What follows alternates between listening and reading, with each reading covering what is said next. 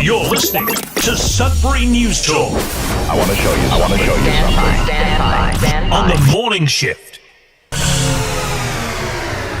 Anything could happen. Sudbury News Talk on the morning shift.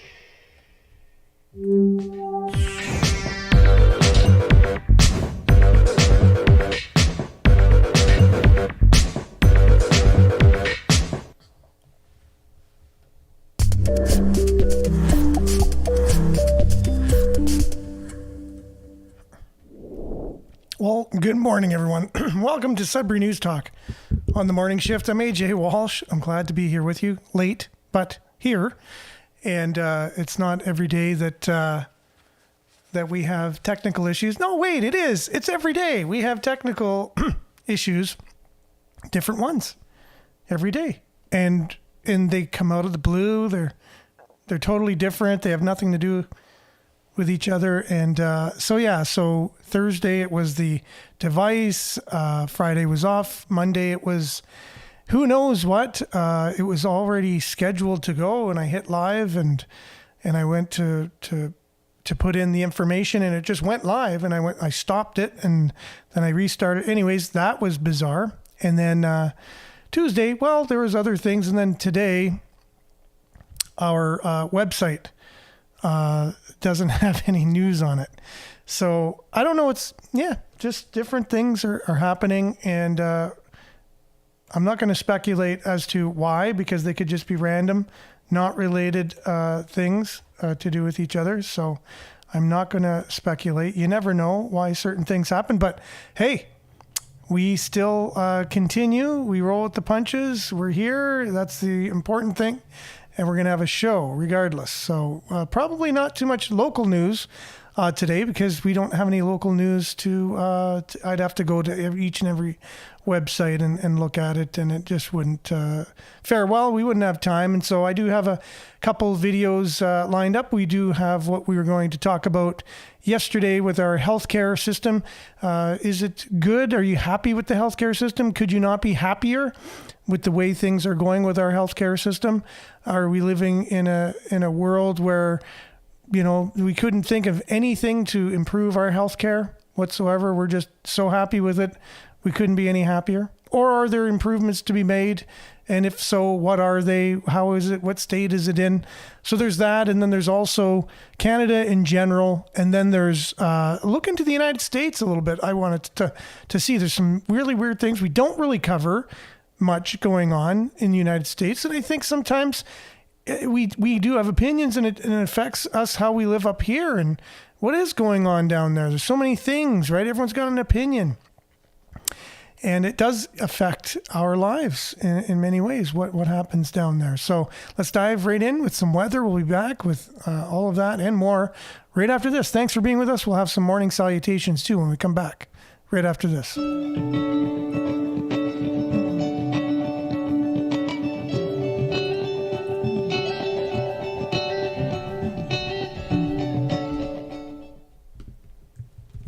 And Sudbury weather brought to you by sudburyweather.ca as usual.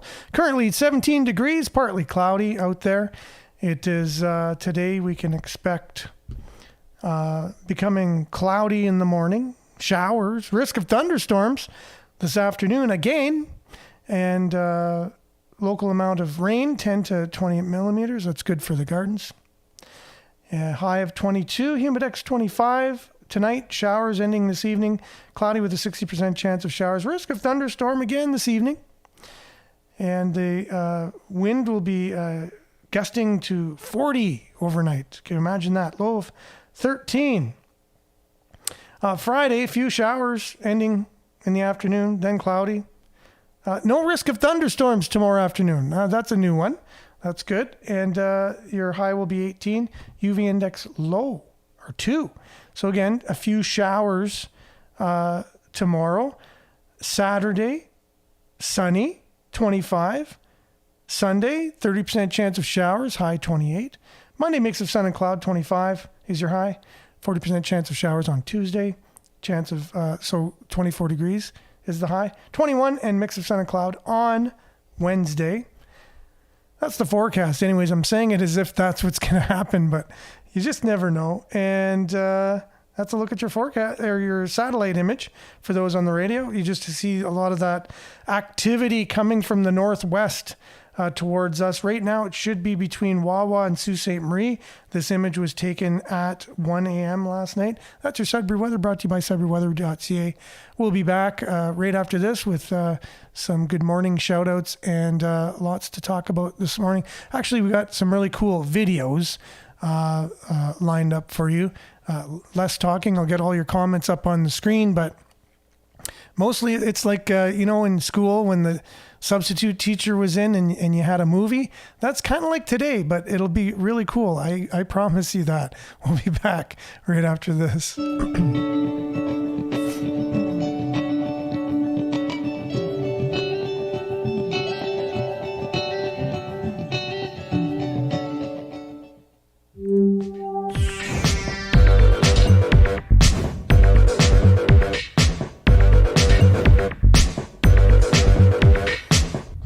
All right, and we're back. Morning, y'all. So, yes, Monique joining us. Good morning, Sudbury. Thanks for joining us. Everyone, hope you're having a great Thursday. Judy as well. Vivian, thanks for being with us. A lot of times when I see a new person, I'm get kind of excited. So thanks for being with us on this Thursday. And Belinda, good morning. A river cuts through rock, not because of its power, but its perseverance. Oh my goodness, can I ever relate to that this morning? It just seems like, just give up already. Like all these glitches and stuff, just go out and hang out in your backyard and listen to the birds and start your morning that way. But no, we're going to keep going as long as we can. Good morning, everyone. All have a wonderful day. That's Denise. Good morning. Good morning, Shane. Thanks for being with us. Miles, good morning as well. Says the U.S. has too many distractions that don't add up to a whole lot of influence on how anyone's life is affected. Oh, I don't really agree with that. I think no matter what happens in the United States will affect us. Maybe a lot of the noise in the media is what you're referring to. And we're going to dispel that noise today with someone I believe everyone can appreciate the perspective and the calm just the understanding of this individual. Mark Victor Hansen will be on the show later, giving an analysis of what's been going on in the United States. Shane, geez, this is the coolest summer I remember in years. Maybe the carbon tax needs to be lowered. LOL. No, I don't think that's going to happen anytime soon, Shane. And good morning, Maurice. Thanks for joining us. And Dave, you going to show the video of Yellowknife being emptied?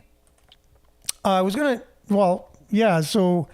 everywhere is on fire these days. I shared a couple videos on Sudbury News' Facebook page because I guess it isn't news. It's an independent reporter just doing an analysis of the Maui fire and so many nefarious things going on, so many questionable things. It just lends itself well to arson and in not incompetence, but on purpose. A lot of these fires that we're seeing, I can almost come out with confidence and say, I think more of the fires that we've had this year and last and recently have been man-made and not just happenstance through natural means. I could pretty much come out and say that. There's so much evidence anyways, and I'm not there yet, but the more digging I'm doing, there are a lot of questionable things going on, more than ever, about these fires going on, and I just think it's too convenient for a lot of people that want to push forward an agenda that's been planned for so long that it's too convenient, and there's too many things pointing to the fact that these are deliberately set for reasons for a few people to gain from, and a lot of people to lose from. Let's put it that way. And I'll show, you can go on the Sudbury News Facebook page and watch that video, and you can come to your own conclusions. But you never know. Maybe we'll do more of a deep dive. Climate change agenda in full swing. Look up DEW. So there you go, Dave. Maybe that's a little homework for you today. DEW.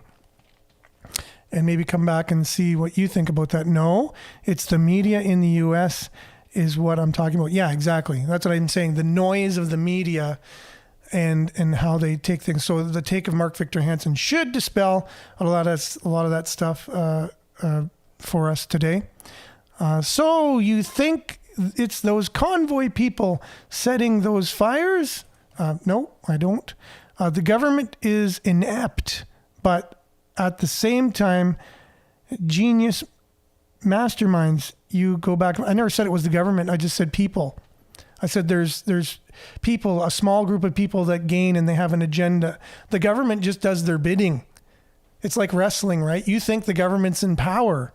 They're not. And you're supposed to be the government, I guess, right?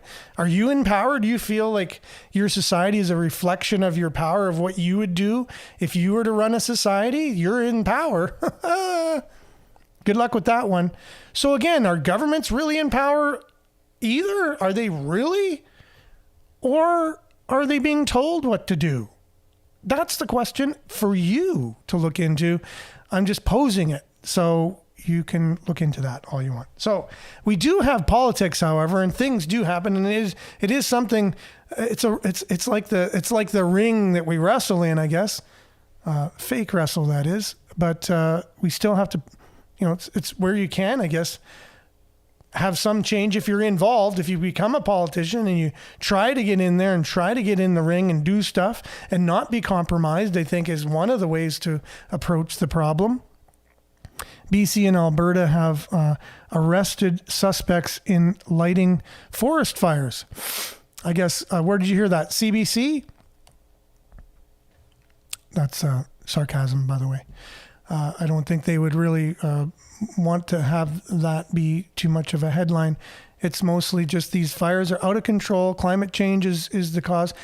I don't understand how climate change is causing so many people to go out and start fires. I don't understand that aspect of climate change. But yeah, maybe it's just people are starting to lose their minds. Speaking of that, lots going on in Canada. Let's just start it off with talking about the healthcare system here in Canada. I got to get where we were going to do this yesterday, right? So we talked about MAID the other day, medical assistance in dying, and how Canada is a leader in that in the world. And assisted death, this is the headline from the Epic Times. Assisted death now very frequent procedure in Quebec, the oversight body warns. So as the number of deaths through medical assistance in dying, or MAID, continues to rise in Quebec, the head of the independent body that monitors the procedure in the province has expressed concerns that Quebecers may no longer see assisted suicide as exceptional. We are now no longer dealing with an exceptional treatment, but a treatment that is very frequent. Dr. Michael Burrow, head of Quebec's Commission on End-of-Life Care, told the Canadian press in a recent interview. Dr. Burrow said Quebec is on track to finish the year with a 7% of all deaths recorded under MAID. So 7% of all deaths in Quebec will be MAID related, or just through MAID, through medical assistance in dying. That's pretty high. That's more than anywhere else in the world. 4.5 times more than Switzerland, 3 times more than Belgium, more than the Netherlands. It's 2 times more than Ontario, he said. Use of MAID has risen sharply since Quebec passed its own legislation in 2016, separate from federal legislation passed around the same time, according to the most recent Health Canada data. For 2021, Quebec's use of MAID increased 44% year over year, compared to about 32% nationally. A total of 9,741 Quebecers have died by medical assistance in dying since 2016. In 2016, there were 494 MAID deaths in the province. In 2021, there were 3,281. That's a huge increase in people getting this procedure, a procedure that's becoming more and more common in Canada and available to more and more people, including minors who don't have to get permission from their parents, coming soon to a theater near you, and can do it for a condition as simple as, I don't know how to explain it, but they can get made for something as whatever as depression. Feeling depressed? Oh, well, did you know that there's this you can do? So this is the world we're living in. This is Canada, and more specifically in Quebec. So we're talking about the medical system. It says patient deaths. So that's one thing made. We're doing it on purpose. We're killing people on purpose. I'm just saying it in a certain way. You can say, was that a harsh way to say it? Or what? We're being humanely helping people along to the next life. I don't know how you want to say it. We're killing people on purpose is what I'm going to say, for whatever reasons. They could be very good reasons that we're killing people on purpose. But this is one of the headlines here, also from the Epoch Times. Patient deaths while awaiting surgery up by 49% year over year in Ontario. That's from our own government data, right? Should be a good source of data. New data from Ontario Health indicates that the number of patients who died waiting for surgery in 2022-23 is up 49% from 2021-22. So again, did the pandemic start like a backlog of surgeries? Again, did more people die from waiting from surgeries than died from getting COVID? These are the numbers I'm interested in looking at, and I'm pretty much thinking it's going to be the case. Our solution for the problem was worse and killed more people than the problem itself, the thing I said before we even went into all of that stuff. SecondStreet.org, a nonprofit think tank, revealed August 15th that almost 2,100 patients died while awaiting surgery based on information gleaned from an access to information request. Now, do we have websites that are dedicated to a ticker that are showing all the people who died waiting for surgery? Should we have that, just like we had for COVID? The ticker going on, deaths due to incompetence in our healthcare system? That'd be a great ticker to look at.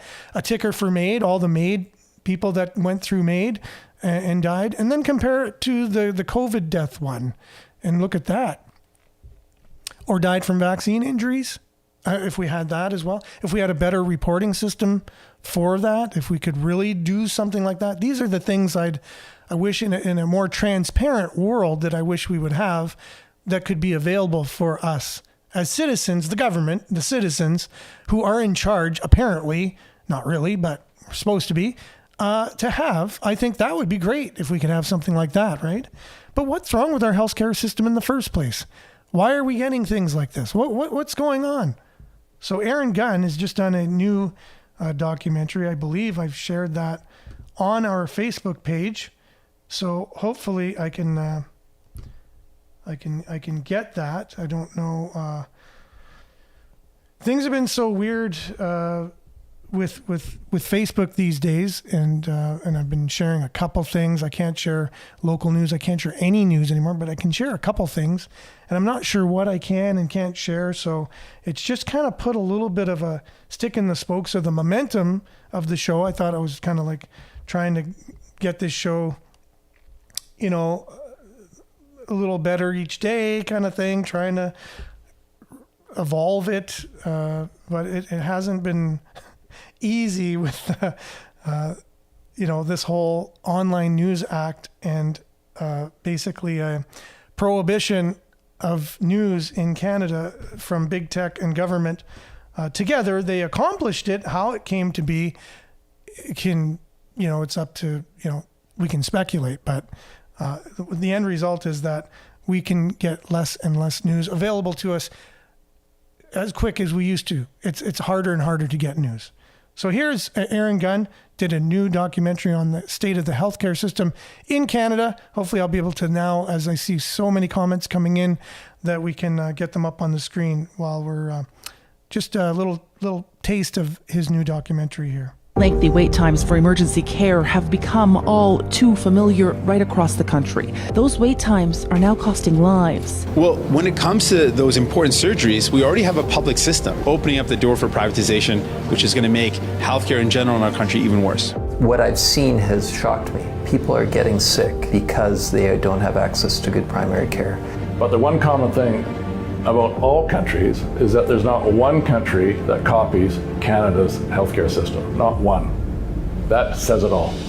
Why are healthcare wait times in Canada so incredibly long? Once considered an unassailable centerpiece of this country's identity, an increasing number of Canadians now find themselves worried, anxious, and questioning the very assumptions on which Canadian healthcare is based. As wait times soar, patients are forced to flee the country, and an aging population threatens to bring the entire system to its knees. But what exactly is driving this crisis, and what is the solution? Is it simply a matter of training more doctors and nurses? Do provincial governments merely need to shovel more money to solve the problem? Or are there deep structural deficits embedded within our system's very core that requires us to look beyond our borders for inspiration and serious reform? When you see some of these wait times stretching into the months, do you think for a country, as wealthy as Canada, that should be acceptable? Not at all. And it's actually shameful that it's been allowed to continue. My name is Aaron Gunn, and this is Politics Explained.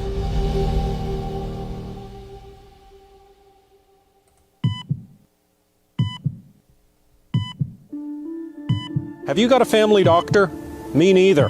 Despite being on a wait list for around 3 years now, I'm one of the roughly 6 million Canadians that relies on walk-in clinics, urgent care clinics, and emergency rooms for primary care. Some Canadians are walking out of ERs without even being seen, which can have deadly consequences. There must be a system-wide response to the current crisis, which has been decades in the making. More money is being spent on healthcare than ever before. It's still not enough. Staff shortages are already shutting emergency rooms in almost every province, all as healthcare workers call for help. You're handcuffed because of system-wide problems.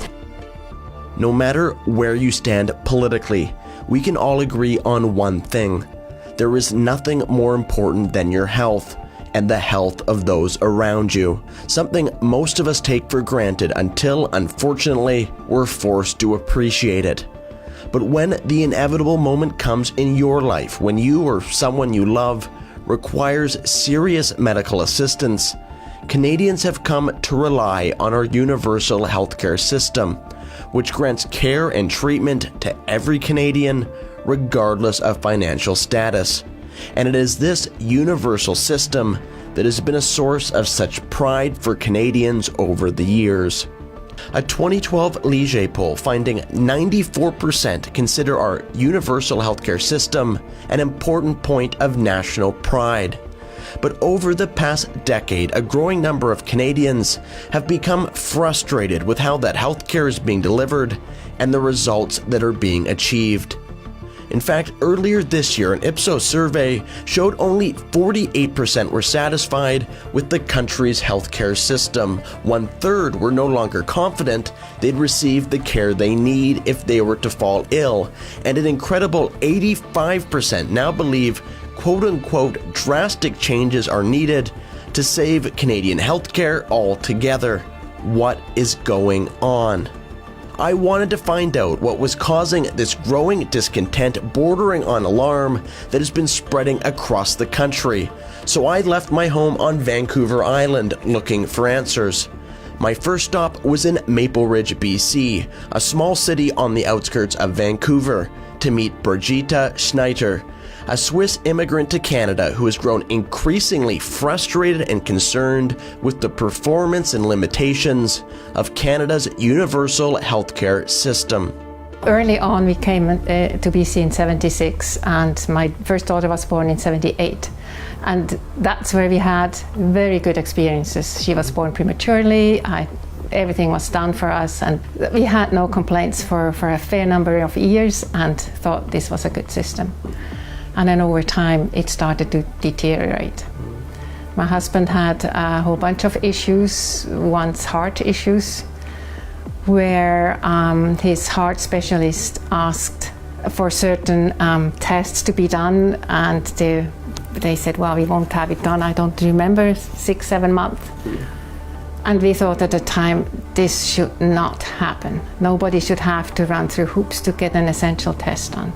But it wasn't just Brigitta's husband who had to wait for important medical tests. After discovering a stone in her pancreas, Brigitta herself faced the same serious issues of delays. My GP referred me to a specialist clinic in Vancouver. It's now 2.5 years I haven't heard. 2.5 years? Yes. So what I did last winter, when it was 2 years, I went back to my GP and said, I want another CT scan to check on things. If it's all good, then I won't bother you anymore. Turned out not so good, sent me to an MRI, and this time it was only 3 months. And I thought that was pretty good. And it's not good. I do have chronic pancreatitis now. The stone is blocking the duct and it's enlarging. And do you think that could have been mitigated or if it had been done at the time, within 6 months maybe, I would have no problems. The sickest gets care, but that means all the others who will be healed or corrected in no time at all now have to get really sick first before they get care, and that doesn't add up. It doesn't add up. As frustrating and life-altering as waiting for essential healthcare can be, perhaps the story of Brigitta is simply an isolated incident. Surely this level of delay is the exception rather than the rule. To find out, I traveled to Montreal to meet with Dr. Roy Epen, one of this country's leading endocrinologists, to see if he's noticed a similar pattern of delays and waiting lists embedded within our entire system. What would you say the state of healthcare in Canada is, at least from your vantage point here in Montreal? One of the big problems with us is wait times. So wait times are ridiculous. There are enormous wait lists for all kinds of sort of basic things: cataract surgery, hip surgery, knee surgery. Chronic pain is a debilitating problem. And if you have to wait 2, 3, 4 years to get your hip replaced or your knee replaced, in Quebec, most specialties, it takes 8 months to a year at the minimum to see someone. It can take 3 or 4 or 5 years to get bariatric surgery. These patients, many of them are in a desperate situation. When you really need to have bariatric surgery, it should be done quickly. But unfortunately, for many Canadians, many procedures and surgeries in this country are anything but quick. In 2022, according to a report by the Fraser Institute, the average wait time from the point of referral from a GP to the receipt of treatment was more than 27 weeks, or over 6 months, 195% longer than 30 years ago in 1993, when average wait times were just over 9.3 weeks. Stack this onto an average 5-week wait for a CT scan, 5 weeks for an ultrasound, and 10 weeks for an MRI, and many Canadians end up waiting for treatment for over a year, often suffering physical, mental, or quality of life consequences as a result. Consequences the president of SecondStreet.org, Colin Craig, says fall directly on the shoulders of the government. So it's a huge problem that you have a lot of patients suffering. People that are waiting maybe a year, 2 years to get their knees, their hips done. They're living with chronic pain. They can't live their lives. They're stuck in their apartments. We talked to one senior citizen, and even just walking across the living room was a huge ordeal. She had to think ahead of time. Okay, if I'm walking across the living room to go get the TV remote, well, I should do this, that, and the other thing while I'm over there, which is something which able-bodied people obviously don't have to think about. But it's that type of chronic pain that people are living in because the state has mismanaged healthcare. But while wait times for so-called elective procedures like knee replacements and cataracts are well documented in Canada, how about wait times for tests and treatment that could potentially save your life? Are these Canadians also forced to wait, and could these wait times actually be costing Canadian lives? I asked that question to Colin, whose nonprofit organization, SecondStreet.org, recently produced a groundbreaking study to examine that very issue. So from everything you've seen and the research you've done and the access to information requests that you've done, are there Canadians that would be alive today if it were not for the increasingly long wait times in Canada, including sometimes for very critical operations and procedures? Yes, without a doubt. We kept seeing these stories of patients dying on waiting lists, and the stories would hit the press not because the government was transparent in disclosing that this awful event occurred, but because either the patients themselves spoke out or their families did, the patients ahead of time, of course. And so we thought it would be interesting to try and see if we could get data on how many patients are dying on waiting lists each year. And since April of 2018, we've obtained partial data, so not from every health region in Canada, but it shows over 40,000 have died while waiting for a wide array of services. So everything from cataract surgery and knee surgery to procedures which could have potentially saved patients' lives, things like heart operations, cancer treatment, and so forth. One of my colleagues in Nova Scotia was telling me that to see a neurologist can take 4 years. I mean, most things for neurology, 4 years, you may be dead. So in Ontario, there's a young girl named Laura Hillier. She passed away while waiting for a bone marrow treatment. She was fighting cancer. She had a donor lined up and everything, but she had to wait too long for bed to free up so that the procedure could be done. She passed away. In Alberta, there was a patient, Jerry Dunham. He was waiting for his pacemaker surgery to be put in, and the state postponed his procedure because of COVID. Eventually, when it was time for his procedure to happen, by then he was gone, and he left behind a couple of young kids. We talked to a nurse in Ontario. She's a retired nurse. She's lost 2 daughters because the state took too long to get them the heart procedures that they needed. So these are actual patients that are gone because the government took too long to get them the care that they need.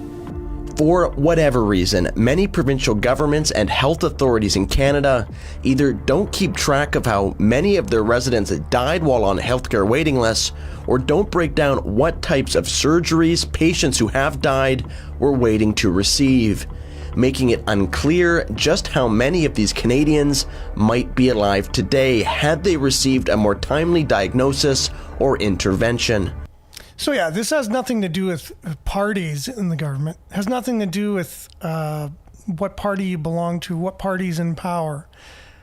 It's been getting incrementally worse year after year, regardless which province, which party's in power in the province, which is, provinces are in charge of healthcare, although we are seeing a lot of overreach now from the federal government offering money with strings attached, so they are getting their fingers into it as well.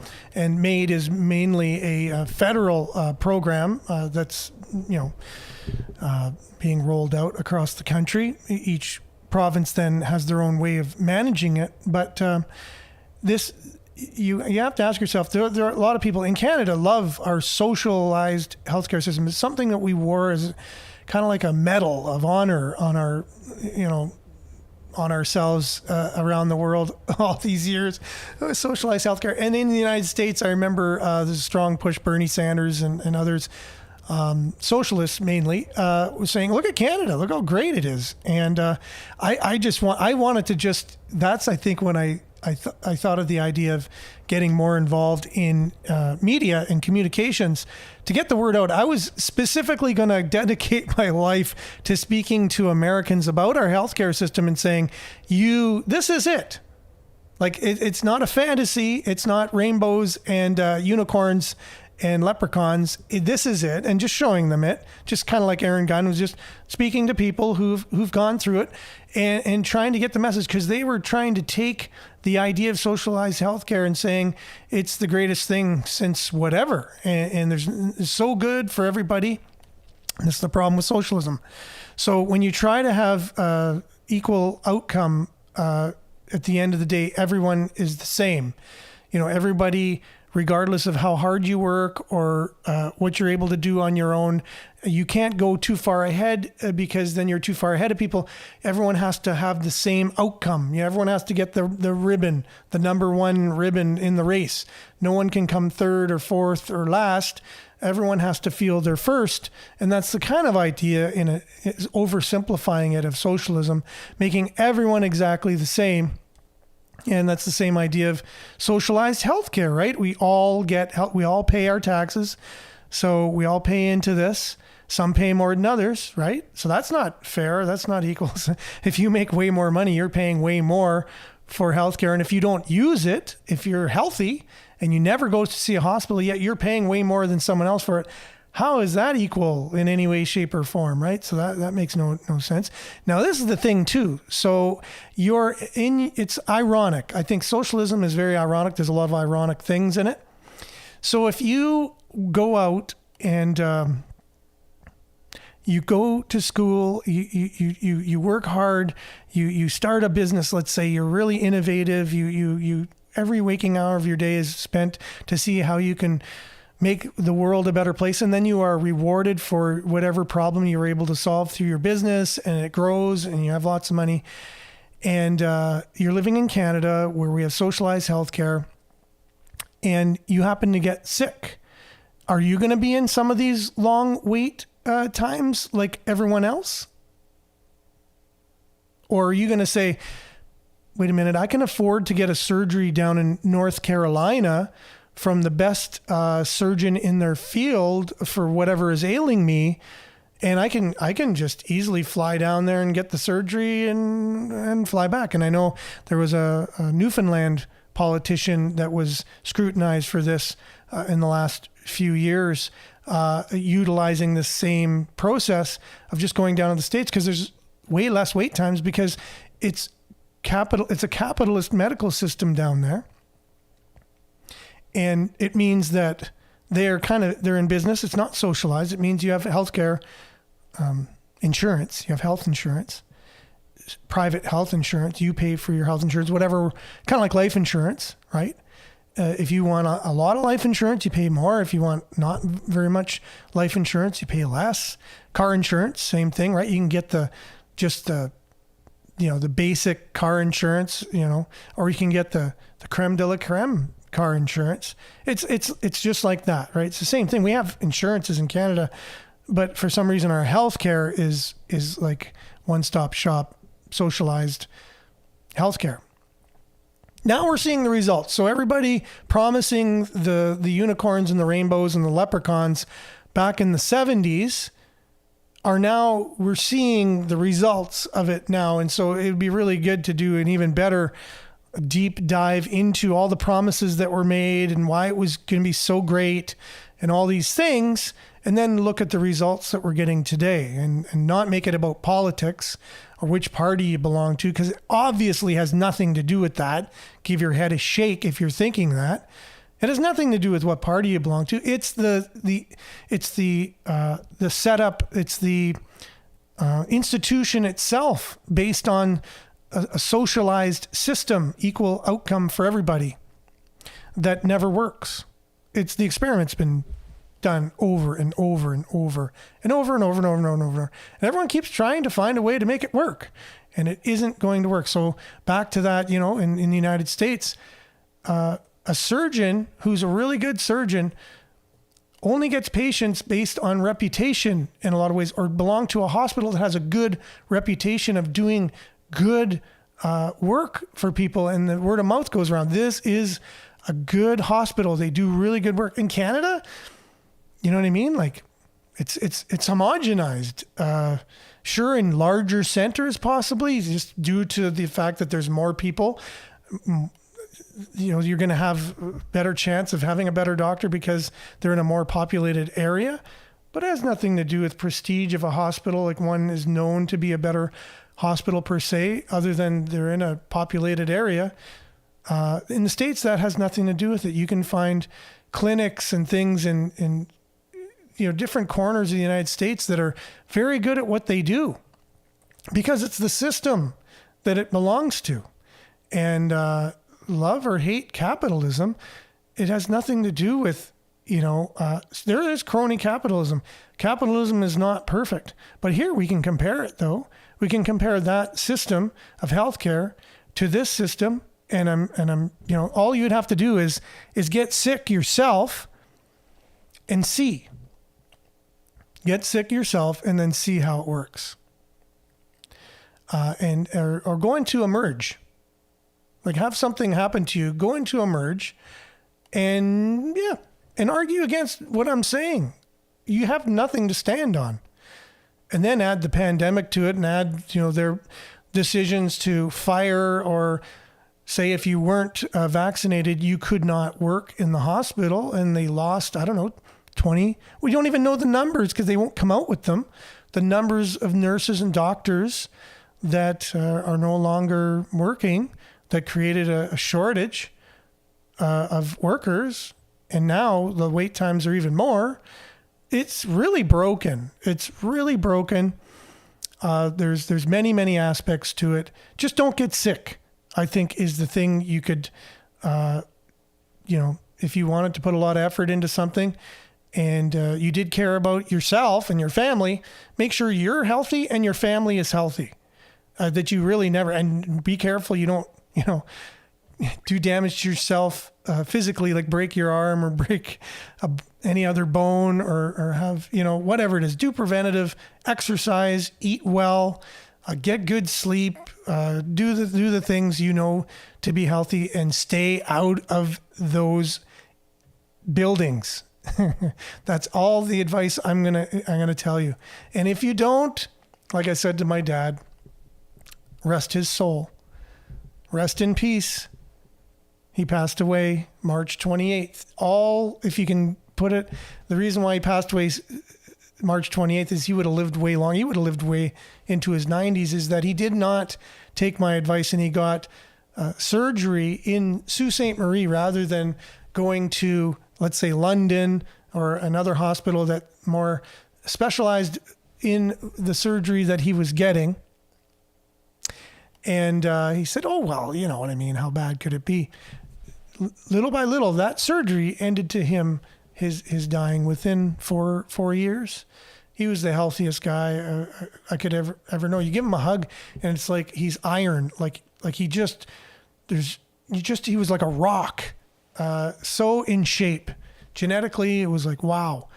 And all due to that surgery that he got was botched, which led to another thing and led to another thing, and then eventually, he died younger than he would have died. All due to incompetence in our healthcare system, because no one has to do a good job. They can all just swipe your healthcare. Why would someone have to do a good job in our health in the institutions that we have, our medical institutions here? Why would they have to be better than the next doctor? What incentive do they have to be better, to do good, to really have great customer service? Name one incentive they have, other than personal preference. They just want to do a good job. There's nothing to ensure they're going to do a better job than the next person. Whereas in the United States, the better you do, the more prestige you have, the more money you can make, the better you do. That's a really good incentive, by the way. Here, you can make just as good of money for having less than par service or doing your job under par. It really doesn't make any sense. And would you put your health in hands of people that have no incentive to really do a good job? Nothing other than their own personal preference to do that? Anyways, that's my rant for today. I did have Harrison Faulkner. I know that's... But what is clear is that... Dave's favorite. He's definitely looking forward to that. He just going to give basically, a bit of a state of Canada, state that Canada's in. And I guess it comes, on the shoulders of what we've just been talking about with our healthcare. Well, there's a whole myriad of other things going on. So Harrison will kind of look at that.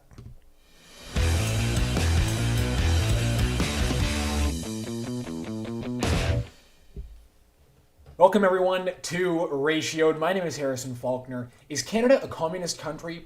And is our Prime Minister a communist dictator? Well, Joe Rogan, probably the most influential podcaster of all time, one of the most influential broadcasters as well, seems to think so, and he has some pretty serious words to say about our Prime Minister. Next we move on to washed up rock band and fake activists Rage Against the Machine, who came to Canada to perform a concert to tell us that settler colonialism is murder. That means white people, so white people are murderers, and that Canadians need to give their land back to the natives. So a bunch of rich American millionaires came to Canada to tell us that we need to give our land back to the natives. Go figure with that one. Next we move on to Peel Regional School Board, probably the wokest school board in the entire country, who are now bribing middle schoolers with gift cards to attend online gender-affirming 2S LGBTQIA+ therapy sessions, paid for by your tax dollars, of course. And we wrap up the show with the Ratio of the Week award to hand out to Mississauga Mayor Bonnie Crombie, who finally has solved Canada's housing crisis.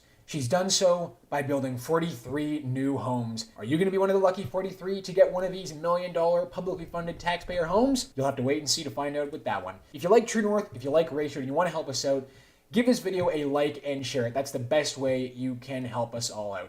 All right, let's get into it. So last week on the Joe Rogan Experience, one of the biggest podcasts in the world with millions of downloads, Joe Rogan absolutely blasted Justin Trudeau, calling him a freak, calling him shady, calling him a communist dictator, saying that he's silencing his critics, which is true, saying that he's got shady deals, which is very true, basically just laying it all out in a span of 60 seconds, perfectly summarizing the situation we have here. And he finishes it off by saying, we've got to get rid of this guy. Pure gold for 60 seconds. Watch this clip. Canada's communist. Canada's crazy. They got to get rid of that guy. How much time does he have? I feel like he's been prime minister for a while. Am I wrong? I don't know. I don't know how their system works up there. I've zero. Yeah, since 2015. Yeah. I never looked into it at all.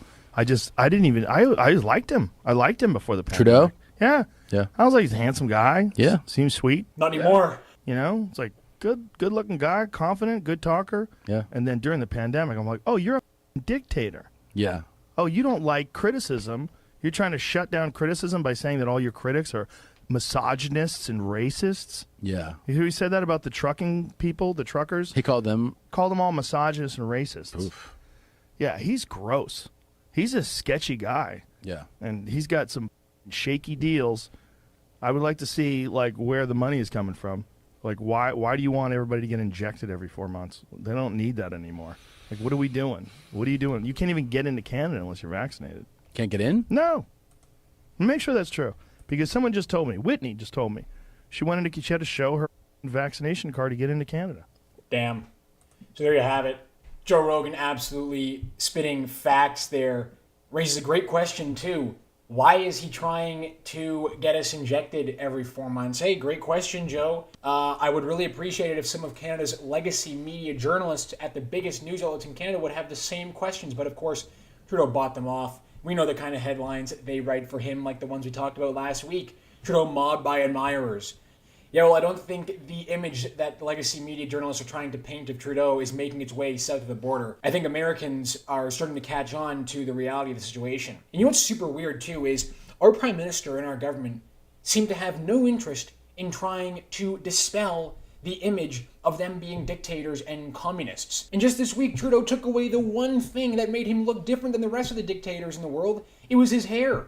He didn't look like a dictator, he just acted like one. Now he even looks like one, so we're doubly screwed now, Canada. And it's not just the dictator aesthetic that our Prime Minister seems to have a love affair with. He is in love with the heavy-handed authoritarian government approach of dictators. Of course, as we all know, ArriveCan isn't going anywhere, mandatory COVID testing is coming back, and all the fear that we saw from public health and from the media is all coming back. You didn't think the government would give it up that easily, did you? Just this week, on Tuesday, our government brought back COVID testing at the airport for international travelers. Yes, and guess what? It's not for who you may think it's for. The testing is for fully vaccinated travelers. Yes, because as we all know, every measure works. Everything we were told by public health works. So don't question anything. If you find yourself questioning anything, you are a conspiracy theorist, you are a denier, you are a Luddite, you are not allowed to question anything that public health puts forward. This is what the Public Health Agency of Canada is now telling everyone on Twitter. Mandatory random COVID testing for fully vaccinated air travelers entering Canada's 4 major airports in Vancouver, Calgary, Toronto, and Montreal resumes July 19th. And then the graphic has a woman sitting in the airplane, fully masked, of course, saying, traveling to Canada? Make sure you know the COVID-19 testing requirements.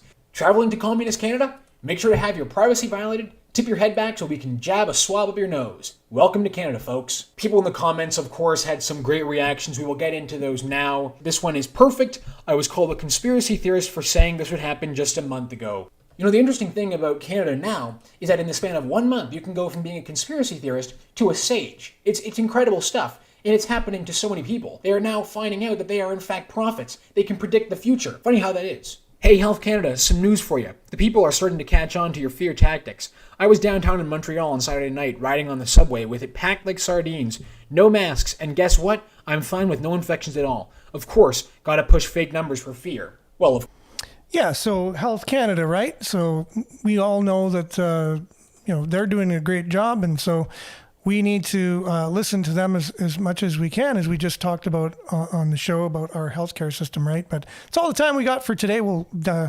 default our looking into the United States until tomorrow, just like we had to do with yesterday's show till today. But anyways, there's lots to talk about. There's so much to talk about. We could have a 24-hour discussion here, and even just talking about some of the comments of people getting things wrong that I say and repeating back. Obviously, go back and listen to the show. If you haven't really heard what I said, you can go back and listen to it.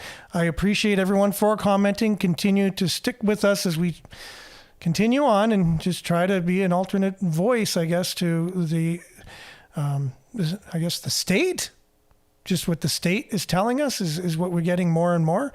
And but yeah, we want to keep a conversation alive if that's still possible, and we'll do it as long as we possibly can. So have a great one, everyone. Bless your day. Yes, exactly. Thanks, Denise, and thanks for commenting and sticking with us. We'll be back same time, same place, God willing. Make sure to take care. Have a good one, everyone. Stay tuned now for Earshot Daily on CKLU 96.7 FM.